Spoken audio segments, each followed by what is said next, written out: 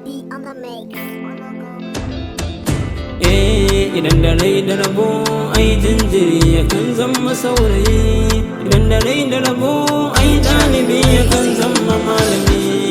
Kowa da nasa ashe in har an zo zance na ra'ayi, ku tashi za mu tafi dan ba na son zance na tsegumi. Rayuwa da bukata wani da keke wannan mota, za na so ku fahimta sannan a sannu za fa mu kai ta.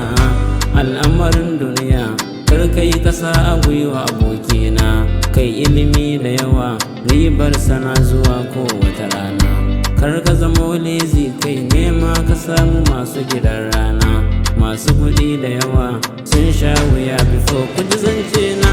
Nema shi ne namu amma fa arziki fa na Allah ne. Nema za fa ka samu komai ba za ya zo maka na zaune.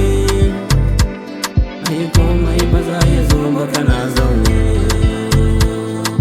Komai ba za ya zo maka na zaune. Dogaro ga Allah hutu in ka yi gara bauta da rudani.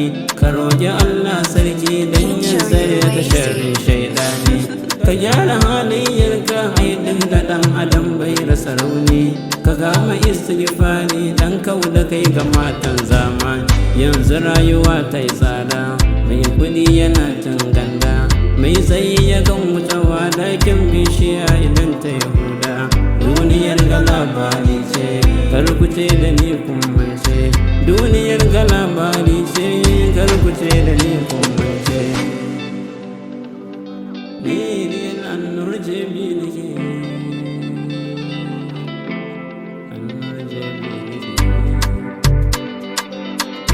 Mai tafiya ka tsaya dan Allah so nake ka ji zance na. Ka yi guzuri da yawa dan inda za ka je da akwai rana. In ka shuka alkhairi ai za ka gan shi a wannan rana. Idan ka yi shari ka tafi ka kuskure sai ka kuna. Rabbi ya yi alkawari inda ka bi shi ka shiga aljanna. Idan ka saba mai kuwa ba wanda zai hana ka ka sha kuna. Duniya budurwar wawa dan kau da kai cikinta abokina. Kai haƙuri da yawa koyi da alaminu masoyina. Annabi mai daraja mai gaskiya rasula bin sona. San ka yau na rike ni annur ina yaban ka bibina.